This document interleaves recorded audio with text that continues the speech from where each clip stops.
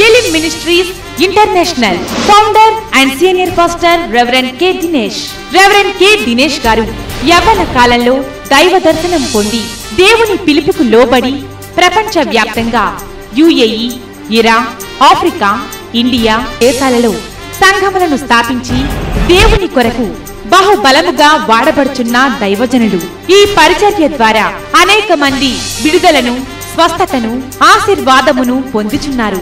ఈ ఆశీర్వాదమును మీరు పొందాలంటే లోగోస్ ఈ కార్యక్రమాన్ని మీరు వీక్షించండి.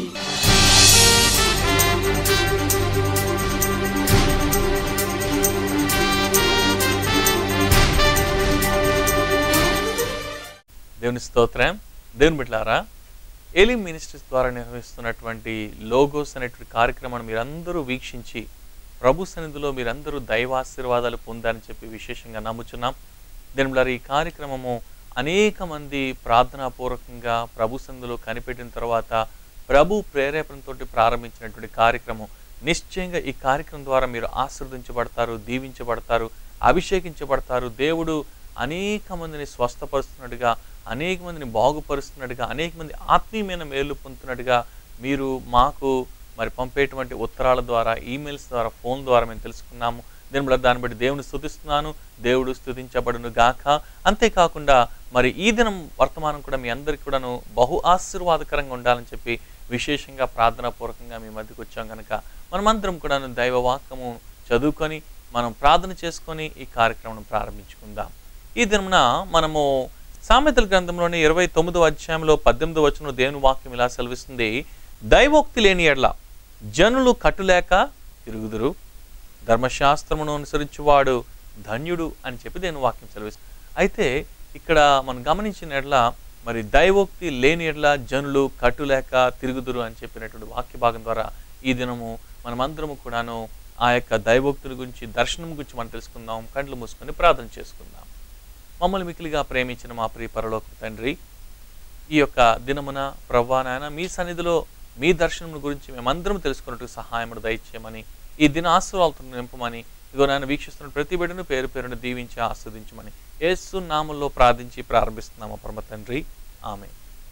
దైవోక్తి లేని ఎడ్ల అంటే దర్శనము లేని ఎడ్ల, లేదంటే విజన్ లేని ఎడ్ల మరి దేవుని యొక్క బిడ్డలు కట్టులేక తిరుగుదురు అని చెప్పి దీని ఒక వాక్యం సెలవిస్తుంది. ఇంగ్లీష్లో మనం చూసుకుంటే కనుక where there is no vision people perish అని చెప్పి రాయబడింది అనమాట. అంటే నశించిపోతున్నారు దర్శనం లేకుండా అని చెప్పేసి రాయబడింది అనమాట. అయితే ఈ దర్శనము మనకు ఎందుకు కావాలి, అసలు ఈ దర్శనం ఏమిటి, ఈ దర్శనము వల్ల మనకు ఒరిగేదేంటి అని చెప్పి ఈ దినం మనం తెలుసుకుని పోతున్నాం దేవుడారా. దర్శనము అన్నటువంటి ఈ యొక్క పదము హెబ్రీ భాషలో నుంచి మనము ఉద్భవించినటువంటి దాని అర్థం చూసుకుంటే కనుక దేవుని యొక్క జ్ఞానము అని చెప్పి అర్థమిస్తుంది, లేదా దైవోక్తి అని చెప్పి అర్థమిస్తుంది. లేదంటే కనుక ఇంకా మనం సున్నితంగా తెలుసుకోవాలనుకుంటే కనుక దేవుని యొక్క కన్నుల నుండి మనం చూచుట అని చెప్పి రాయబడి ఉంటుంది దేవుని ద్వారా. అంటే దేవుని యొక్క కన్నులు గనక మీకు ఇవ్వబడితే ఆ కన్నుల్లోంచి మీరు దేన్ని చూసినా దేవుడు చూసినట్టుగా చూస్తారని చెప్పి రాయబడింది. అంటే దేవుని యొక్క దృష్టి మీకు ఉంటుందని చెప్పేసి అర్థమిస్తుంది. కాబట్టి ఈ దర్శనము మనం కలిగి ఉండాలి. ఇది లేకుండా అనేక మంది నశించిపోతున్నారని చెప్పి దేవుని యొక్క వాక్యం సెలవిస్తుంది దేవుని ద్వారా. కాబట్టి నిశ్చయంగా ఈ దినమున అటువంటి దర్శనమును కలిగి, అటువంటి దృష్టిని కలిగి, అటువంటి కన్నులను కలిగి మీరందరూ కూడాను ప్రభు సన్నిధిలో దేవుని యొక్క దృశ్యాంతముగా సమస్తమును చూడాలని చెప్పేసి దేవుని యొక్క చిత్తమై ఉంటుంది. అయితే మరి దేవుని యొక్క సన్నిధిలో దీని గురించినటువంటి అనేకమైనటువంటి భాగాలను మరి దేవుడు పొందుపరిచి ఉన్నాడు. ముఖ్యంగా మనం చూసుకుంటే కనుక కీర్తనల్లో 119వ కీర్తనలోని 18వ వచనంలో ప్రభు మనతో మాట్లాడుతూ ప్రత్యేకంగా ఒక శ్రేష్టమైన భాగాన్ని మనకు వివరిస్తున్నాడు. ఆ యొక్క ధర్మశాస్త్రంలో ఆశ్చర్యమైన సంగతులు నేను చూచినట్లు నా కన్నులు తెరవమంటున్నాడు దేవునికి స్తోత్రం, హల్లెలూయా.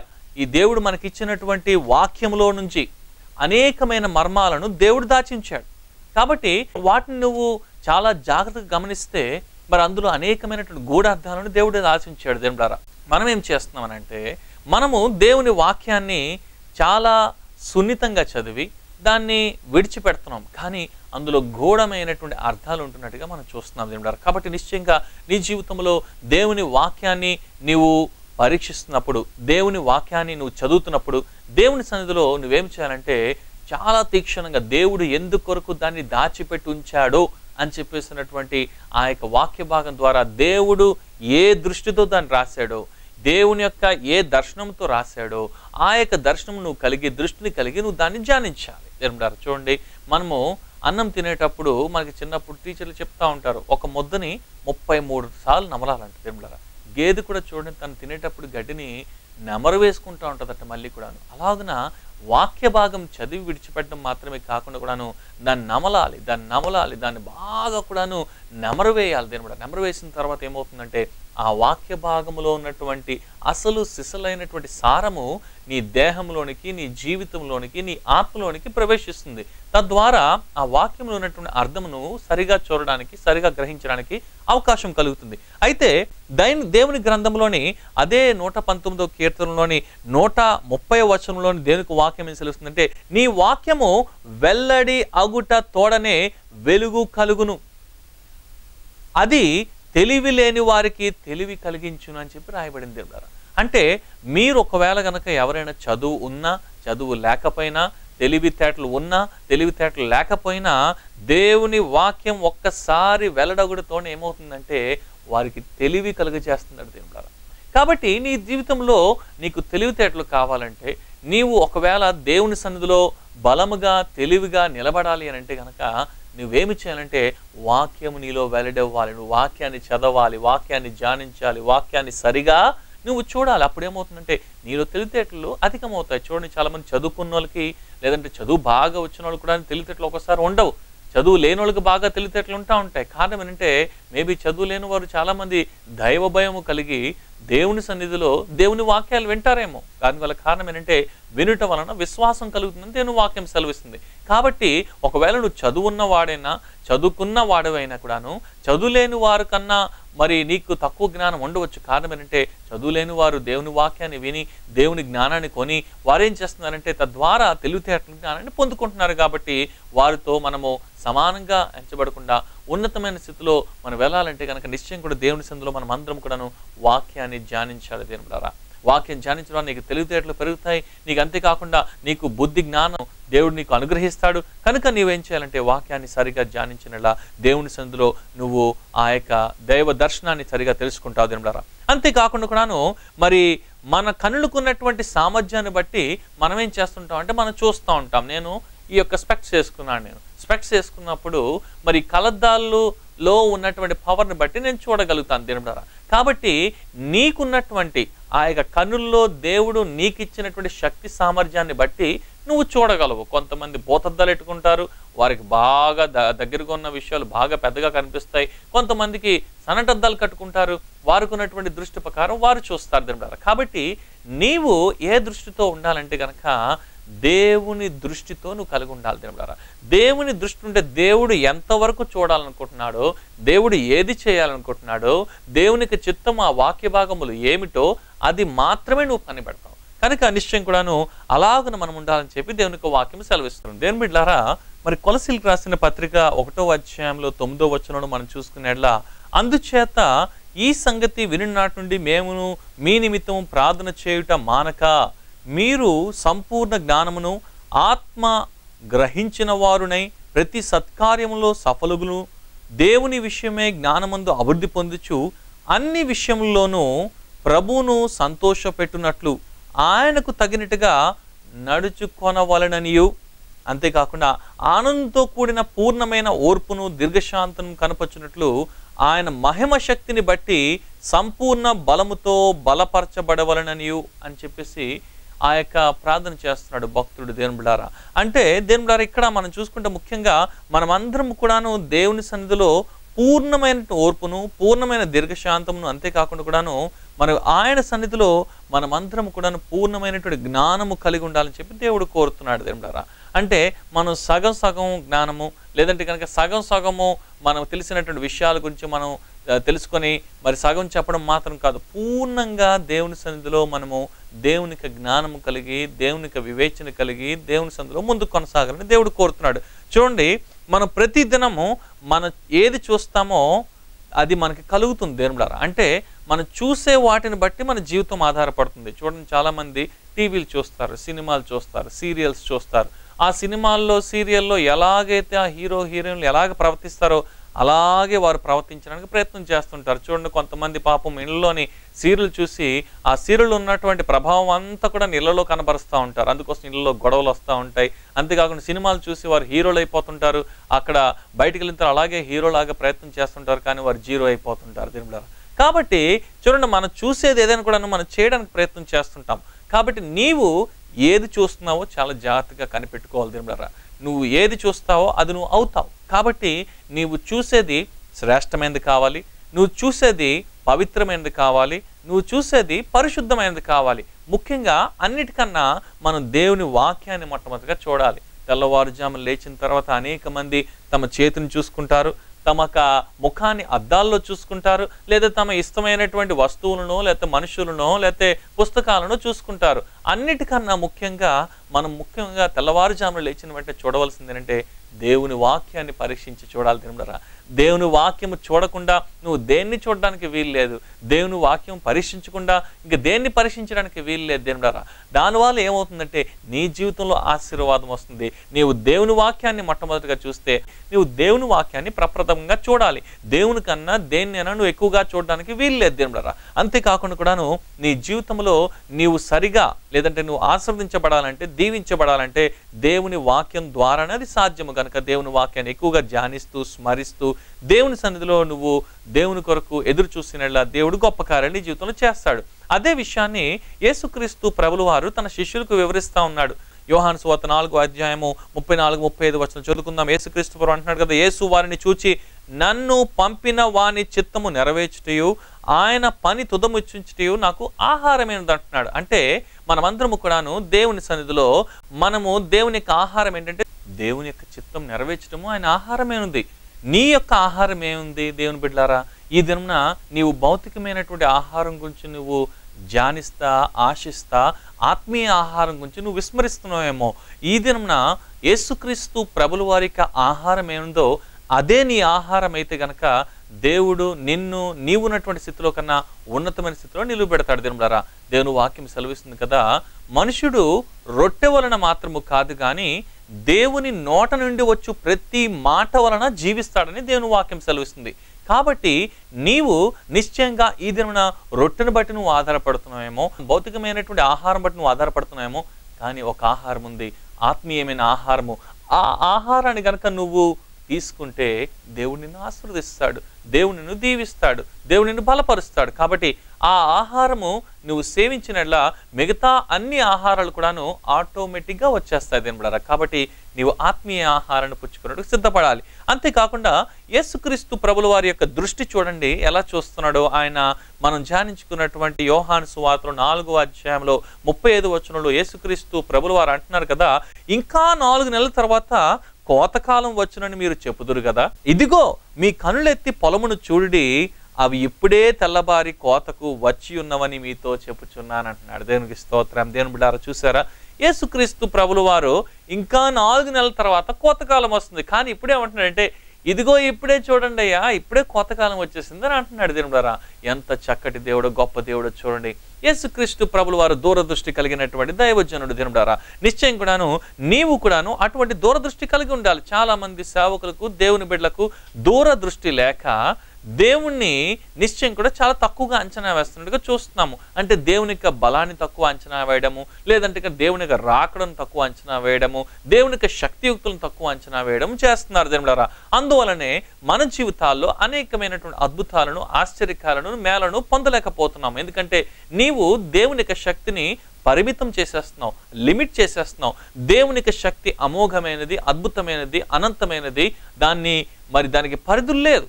కాబట్టి నిశ్చయంగా కూడాను నీవు దేవుని సన్నిధిలో నువ్వు ఎంత పరిధిని నిర్ణయించుకుంటారో అంతే పరిధిలో నువ్వు అవుతావు. కాబట్టి నీ పరిధి విస్తరించినట్లా, నువ్వు విస్తారంగా చూసినట్ల విస్తారమైన పంట పొలను కోస్తావు. అందుకోసమే యేసుక్రీస్తు ప్రభులు వారు అంటున్నారు కదా, కోత విస్తారమే కానీ పనివారు కొద్దిగా ఉన్నారంటున్నారు. నువ్వేం చేస్తున్నావు అంటే నీ గ్రామంలోని, నీకున్నటువంటి ఇంట్లోని, నీకున్నటువంటి చుట్టుపక్కల పరిధిలోని అక్కడే చూసుకొని ఇదే చాలనుకుంటున్నావు, కానీ ఇంకా కోత విస్తారంగా ఉంది. మీకు తెలుసో తెలీదో, ఆఫ్రికా దేశంలోని ఆఫ్ఘనిస్తాన్ దేశంలోని మరి ఈ యొక్క మిడిల్ ఈస్ట్లో మేము ఉంటున్నటువంటి మిడిల్ ఈస్ట్ అనేటువంటి ప్రాంతంలో దుబాయ్ అరబ్బీల దేశాల్లో అనేక మంది యేసుక్రీస్తు ప్రభుల వారి యొక్క సువార్తను కనీసం ఒక్కసారైనటువంటి విననటువంటి వారు అనేక మంది ఉన్నారు. ఒక దినాన నేను ప్రయాణం చేస్తూ నాకున్నటువంటి వాహనం ఆగిపోవడంతో ఒక స్థలంలో ఆగి నేను ఆ స్థలంలోనికి వెళ్ళిన తర్వాత ఆ దినము ఆదివారం దినం అవడంతో అక్కడ ఉన్నటువంటి జనులతో అడిగాను, ఇక్కడ ఎక్కడైనా కూడా దగ్గరలో చర్చ్ ఉన్నదా అని చెప్పి అడిగాను. వారి భాషలో కూడా అడిగాను. నేను అడిగినప్పుడు వారు చర్చ్ అంటే ఏంటో తెలియదు అన్నారు. అన్న తర్వాత నేను వారిని అడిగాను, యేసు ప్రభు అంటే తెలుసా అని చెప్పి అడిగాను నేను. వారు అన్నారు కదా, ఇలాంటి వ్యక్తి ఎవరు మా ఊర్లో లేరు, మా గ్రామంలో లేరు, మా పట్టణంలో కూడా లేరు అని చెప్పి అన్నారు. దేని ద్వారా చూసారా ఎంత దౌర్భాగ్యమైనటువంటి స్థితితో కనీసము సంఘము లేదు వారి గ్రామంలో, వారి ప్రాంతంలో.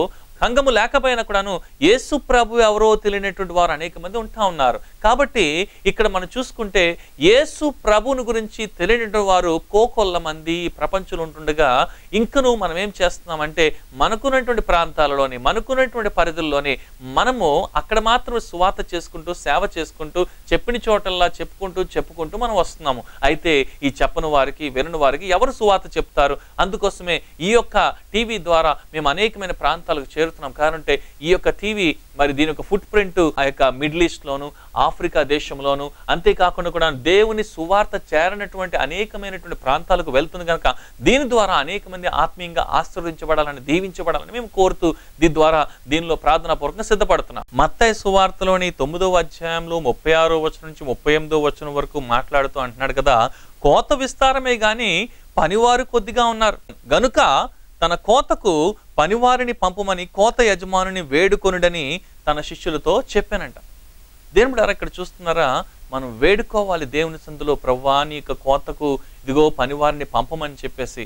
మేము ఉంటున్నటువంటి మిడిల్ ఈస్ట్ ప్రాంతంలో, ఈ దుబాయ్ దేశంలో చుట్టుపక్కల పరిసర ప్రాంతాల్లో సువార్త అందినటువంటి అనేకమైనటువంటి దేశాలు ఉన్నాయి. దేవుని బిడ్డలారా, నేను ఇరాక్ దేశం వెళ్ళినప్పుడు అక్కడ దాదాపు 150,000 మందికి పైగా తెలుగు వారు ఉన్నారు. కానీ ఒక్క తెలుగు సంఘము కూడా లేదు, ఒక తెలుగు సేవకుడు కూడా లేదు.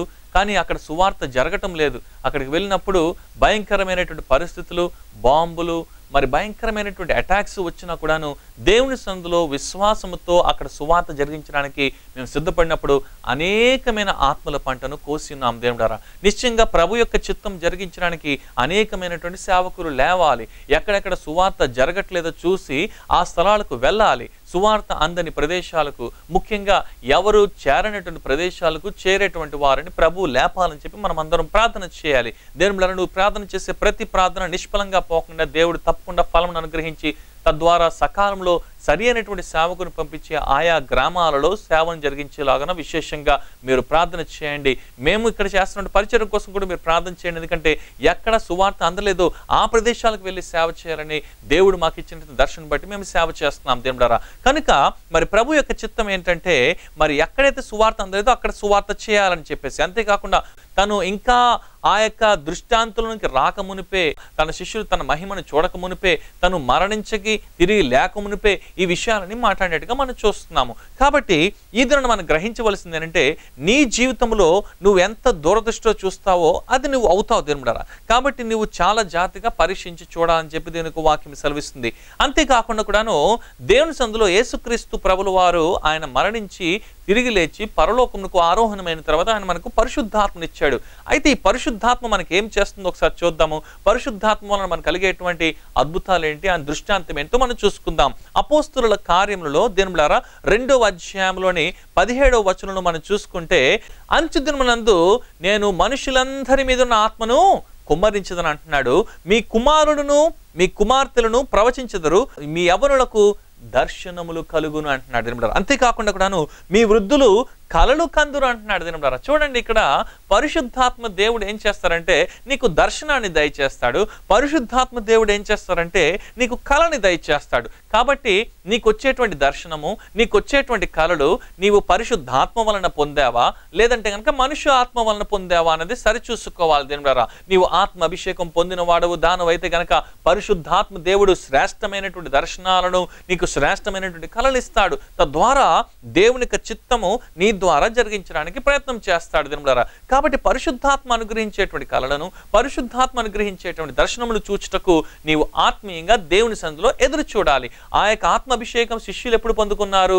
పరిశుద్ధాత్మ కొరకు వేచి ఉన్నప్పుడు. నీవు పరిశుద్ధాత్మ కొరకు వేచి ఉంటే దేవుని యొక్క చిత్తమును తెలుసుకొనడానికి, దేవుడు తన చిత్తము నీ ద్వారా జరిగించడానికి తన పరిశుద్ధాత్మ నీ మీదకు పంపి నిన్ను పరిశుద్ధాత్మతో నింపి, ఆ పరిశుద్ధాత్మ ద్వారా నీకు దర్శనమును అనుగ్రహించి, కళలు అనుగ్రహించి, తద్వారా నిన్ను బలంగా వాడుకుంటాడు దినములారా. కాబట్టి నీవు ఈ దినాన్ని నిశ్చయించుకో, ప్రభువా నాకు ఒక దర్శనమును దయచేయి, ప్రభువా నాకు ఒక కళను దయచేయి, తద్వారా నేను అనేక మందికి మీ ద్వారా మీ సన్నిధిలో వినియోగపడలాగన, వాడబడలాగన సహాయం దయచేయమని ప్రభువుని అడుగు.